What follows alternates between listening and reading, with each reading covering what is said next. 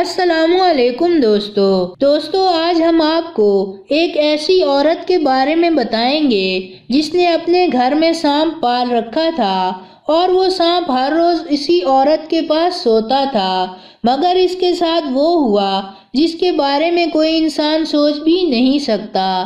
اس کے علاوہ ایک شخص کا واقعہ بھی آپ کو سنائیں گے جس کی نماز کے دوران ایک بڑا سا سانپ اس نمازی کے سامنے آ کر بیٹھ گیا، اور جب نمازی سجدہ کرنے کے لیے نیچے جھکا تو اس نمازی کے ساتھ کیا ہوا، یہ سب جاننے کے لیے اس ویڈیو کو آخر تک ضرور دیکھیے گا۔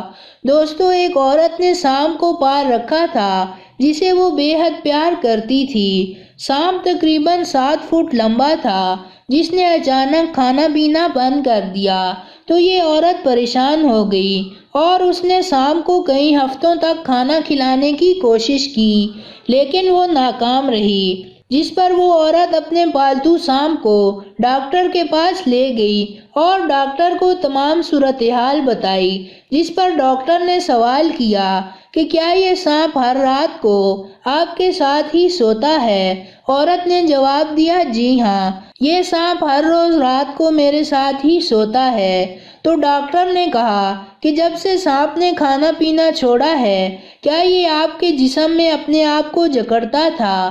جس پر عورت نے جواب دیا، جی ہاں بالکل، یہ سانپ مجھ پر زور سے لپٹ جایا کرتا تھا اور مجھے انتہائی افسوس ہے کہ میں اپنے سانپ کو بہتر محسوس کروانے کے لیے اس کی کوئی مدد نہیں کر پا رہی۔ ڈاکٹر نے عورت کا جواب سن کر یہ کہا کہ محترمہ، آپ کا یہ سانپ بیمار نہیں ہے بلکہ یہ آپ کو کھانے کی تیاری کر رہا ہے۔ سانپ آپ کے جسم کا روزانہ اندازہ لگاتا رہا، آپ کا ناپ اپنے جسم سے لگاتا رہا اور اس نے کھانا پینا اس لیے بند کر دیا تاکہ وہ آپ کو کھانے کے لیے اپنے جسم میں جگہ بنا سکے۔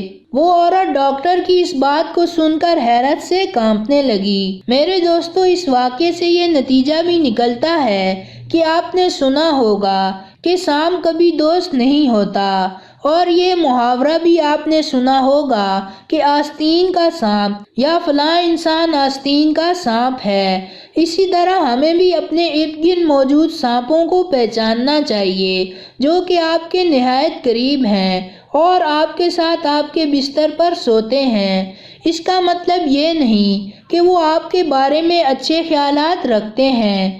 یہ ضروری نہیں کہ آپ کے آس پاس پھرنے والے لوگ آپ کے ساتھ کھانے پینے اور اٹھنے بیٹھنے والے تمام لوگ آپ کے ہمدرد ہیں، بس آپ کو انہیں پہچاننا ہے کہ ان میں سے سانپ کی فطرت والا کون ہے۔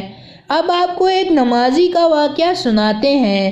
شاید آپ جانتے ہوں کہ انڈونیشیا کا زیادہ تر علاقہ جنگلات پر مشتمل ہے، اور جہاں جنگلات ہوں وہاں سانپ، بچھو اور کئی خوفناک جانور ہوتے ہیں۔ ایک مسلمان شخص جو کہ جکارتہ میں رہتا تھا، وہ نیک، صالح اور نماز روزے کا پابند تھا۔ ایک دن وہ جکارتہ کی ایک مسجد کے امام کے پاس پہنچا اور کہنے لگا کہ میں ایک الجھن کا شکار ہوں۔ میں ایک دن معمول کے مطابق نماز ادا کرنے کی غرض سے جائے نماز پر کھڑا تھا، حالت قیام میں تھا کہ اچانک میں نے دیکھا میری جائے نماز سے ایک بہت بڑا سانپ نکل رہا ہے۔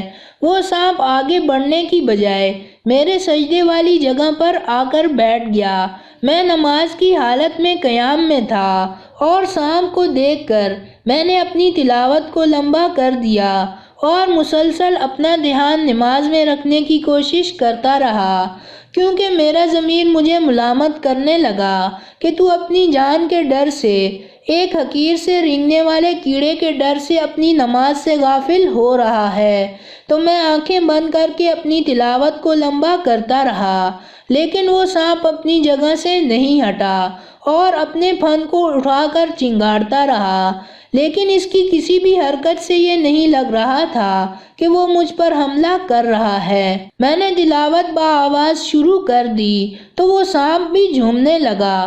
مجھے یقین ہو گیا کہ یہ سانپ اللہ کے ڈر سے مجھے نقصان نہیں پہنچائے گا۔ میں رکوع میں چلا گیا، لیکن جیسے ہی میں رکوع میں جانے کے لیے جھکا تو وہ سانپ ڈر کر پیچھے ہٹ گیا۔ مجھے لگا کہ یہ سانپ آگے کی طرف منہ کر کے مجھ پر حملہ کرنے والا ہے، بس اس لیے میرا نفس مجھ پر غالب آ گیا اور میں نے نماز توڑ دی اور اس سانپ کو ختم کر دیا۔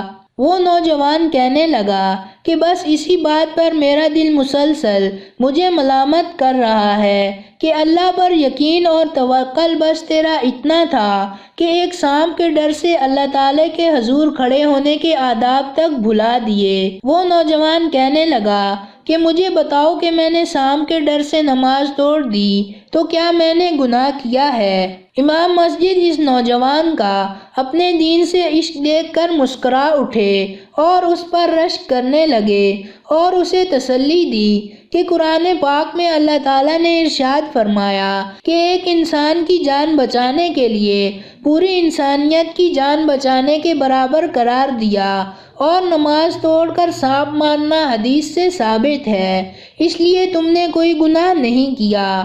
دوستو، ایسی صورتحال میں روایت میں کیا حکم آتا ہے تو سانپ کی کئی نسلیں تکلیف دینے والی ہوتی ہیں، اسی لیے نبی اکرم صلی اللہ علیہ وآلہ وسلم نے اسے مارنے کا حکم دیا۔